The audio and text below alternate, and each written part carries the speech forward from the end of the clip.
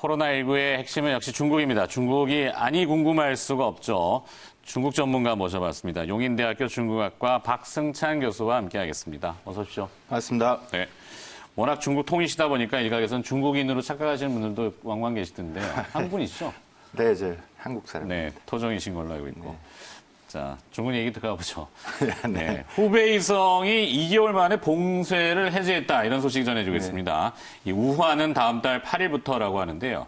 후베이성 현재 분위기 좀 어떤지. 후베이성이 사실 우리나라보다도 굉장히 더 크잖아요. 잘 아시네요. 잘 모릅니다. 뭐 면적까지 재보진 않았습니다. 몇 배, 우리나라 남한 그렇죠. 쪽의 면적이 몇 배가 되는 걸로 알고 있는데 후베이성 현재 분위기는 좀 어떨까? 일단은 이제 어제 후베이성은 이제 지역 간 이동을 해제를 했죠. 그 분위기가 뭐 이랬습니다. 그래도 아직까지 이 불안 심리가 있기 때문에 예를 들면 엘리베이터를 타면 네. 이렇게 사람이 서 있을 자리가 정해져 있습니다. 4명만 탈 수 있게끔. 거리를 두는군요. 그렇죠. 여기에 왼쪽 오른쪽 딱 대각에. 아하. 그런 거 딱 그러니까 자리가 지정이 되어 있다는 거죠. 네 사람만 타는 뭐 그런 풍경도 보이고요.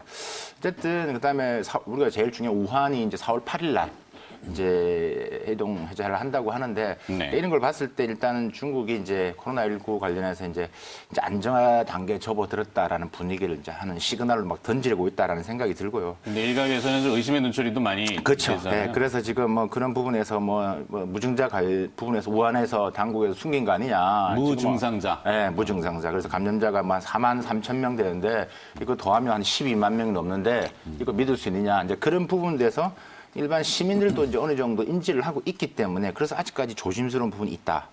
그런데 일단은 이걸 이제 빨리 당겨야 되는 중국 정부 입장에서 이제 만리장성도 지금 오픈한다고 그러죠.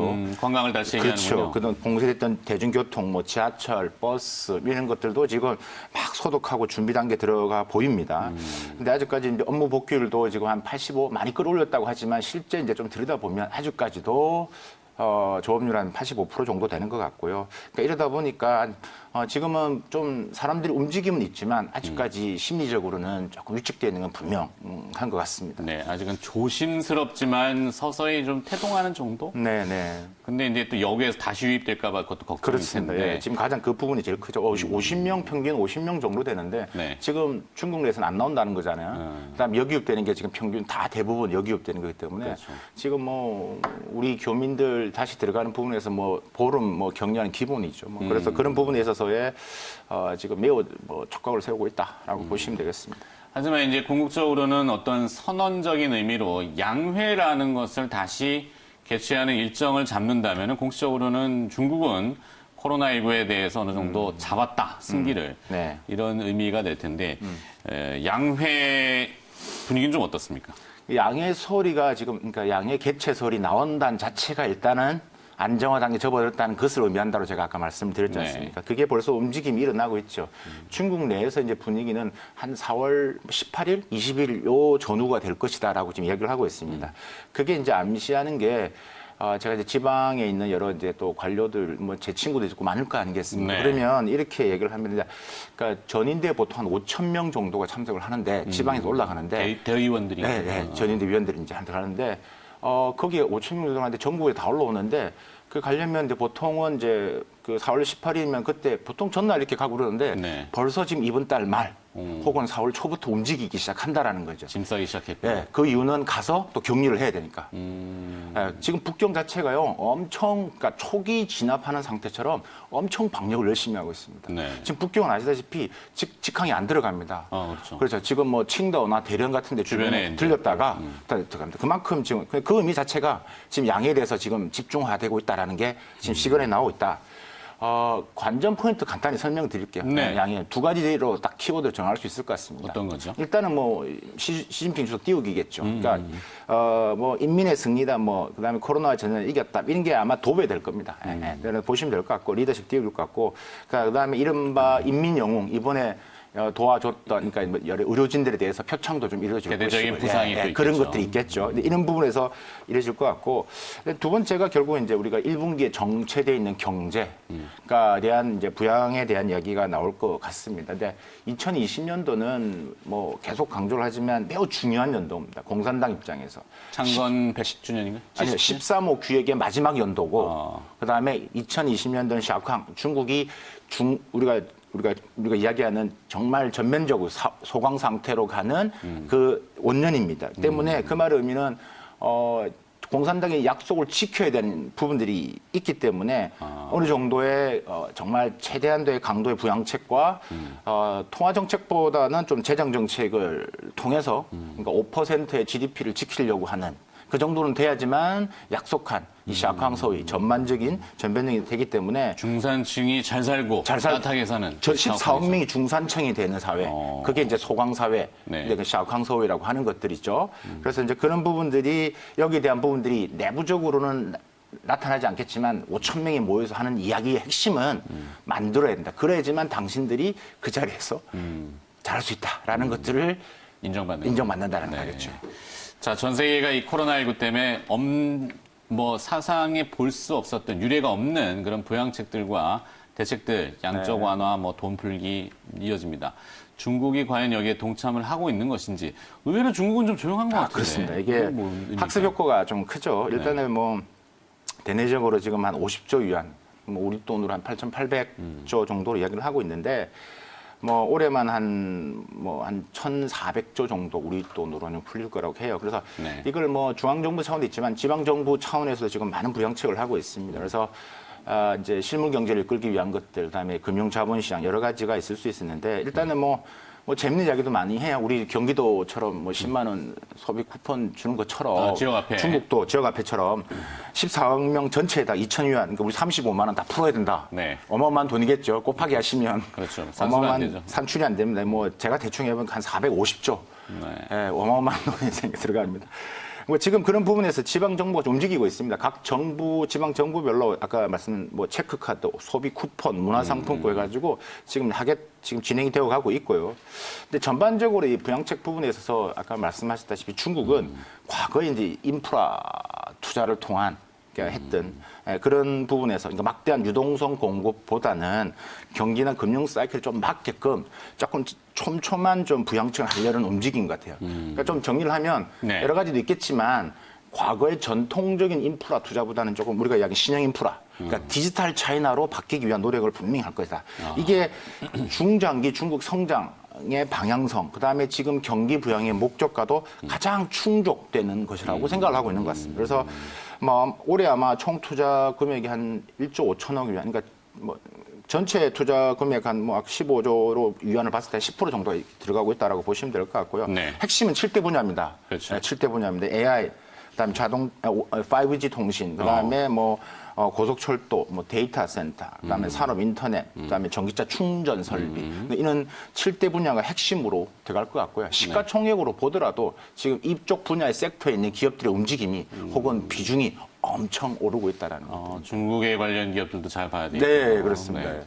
결국에는 내부에서의 소비에 대한 과시도 한번 해보고자 하는 의중도 보이는 것 같은데 과거에는 이제 부양을 한다 그러면 뉴딜 정책처럼 SOC 막 때려짓고 엄청 짓고 이런 게 주였는데 요즘은 이제 색깔도 바뀌고 인민들이 소비를 하고 지었던 건물 다시 뜯고 다시 짓기도 하고. 아하, 네. 그렇다면 이제 또 이 잠재되어 있는 그 보복 소비 저희가 많이 다루고 있는데요. 한풀이 소비가 과연 나올 수 있는지 사실 지금 돈이 없어서라기보다는 나가서 돈을 써야 되는데 쓸 수가 없잖아요. 그런 것들은 또 어떤 걸로 발현이 좀 될까요? 지금 최근 보면요, 저희가 들은 이야기는 지금 현지랑 얘기하면 지금 이제 한 건설사가 지금 왕커라는 이 부동산 업체가 라이브 스토리 분양했는데 7분 만에 288채 팔았다는 거 아니에요? 놀랍더군요. 네. 근데 한 회사가 프리미엄하우스도 그렇죠. 한 회사가 그런 거고 온라인으로 라이브 스트리밍으로 한 거겁니다. 상하이 같은 경우는 3월 둘째 주 같은 경우에 한 578채, 한 600채 팔았다고 그래요. 대단하네요. 베이징 같은 경우는 또 그뿐만 아니라 이구 환신이라고 그래서 오래된 자동차 차 바꿔주면 정부에서 보조금 줄게. 차 바꿔. 이런 것도 있고요. 그러니까 지방, 광동성, 다른 지역까지 합치면 요번에 그 아파트 팔린 거는 더 많겠죠. 우리로 치면은 홈쇼핑에서 한 30억짜리 아파트 내는데 한 7초 만에 쑥 다 나갔다는 그렇죠. 그렇게 생각하시면 되겠습니다.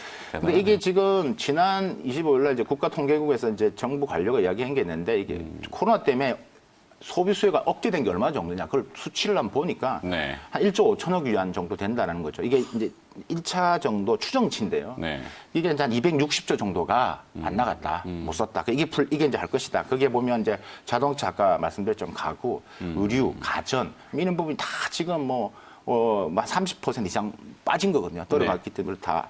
그래서 이제 앞으로의 분위기는 이제 우리가 홈코미네 그러니까 이렇게 하면 집과 경제 합쳐지는 밖을 안 나가는 홈 이코노미. 그래서 홈코노미라고 하는데 홈코노미. 이런 부분들이 소비가 이제 폭발적으로 성장할 것 같다라는 이야기가 이제 이어지고 그러니까 제가 앞에서 말씀드린 자동차 소비는 분명히 확연히 드러날 겁니다. 그래서 이 말의 의미는 또 우리 투자자 입장에서 관심을 좀 가지셔야 됩니다. 무슨 말이 그렇죠. 의미인지 네. 우리 관련된 주들도 분명히 성장이 있을 거라고 저는 보여지고요.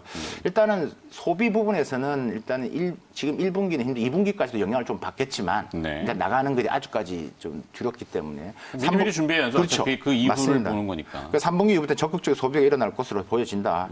그래서 지금 뭐 정부 차원에서 뭐 철도 요금 인하, 아까 말씀드린 입장료 인하 여러 가지 이제 세일 행사들이 이루어질 겁니다. 그러면 이제 아까 말씀하셨다시피 이런 보복적인 반등 이게 막 급격히 올라갈 것으로 예측이 됩니다. 그렇죠. 저희가 이걸 다루는 것은 결국 우리한테 어떤 영향을 줄 것이냐인데 맞습니다. 미리 준비하자 의미로 뭐 사실 소비 쪽도 그렇지만 장비나 반도체 뭐 이런 IT 첨단 쪽 5G를 뭐 얘기를 많이 합니다만 요즘 뭐 저희가 이제 주로 다니는 용어 중에 mmWave 같은 거 아주 전문적인 용어지만 그거에 관련된 산업들이 우리가 또 태동을 하고 있고 이 중국을 지금 향해 가지고 딱 준비했다가 바로 들어가야 될 거 아닙니까? 그렇죠. 네, 어떤 영향이 좀 있을까요, 우리한테는?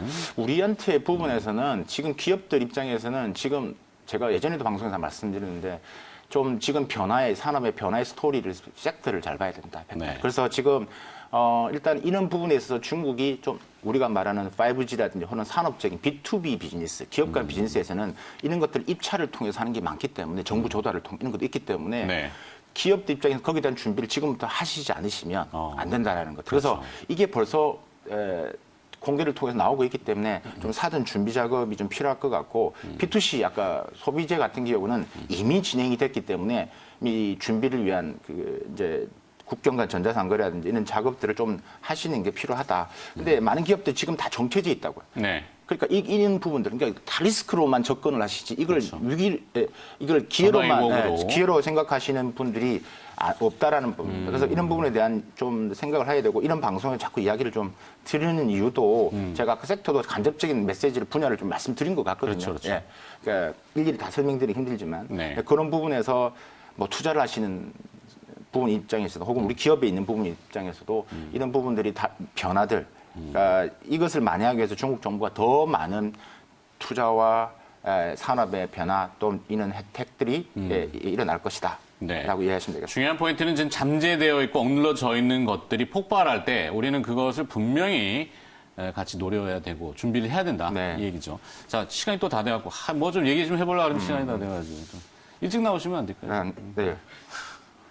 아닙니다.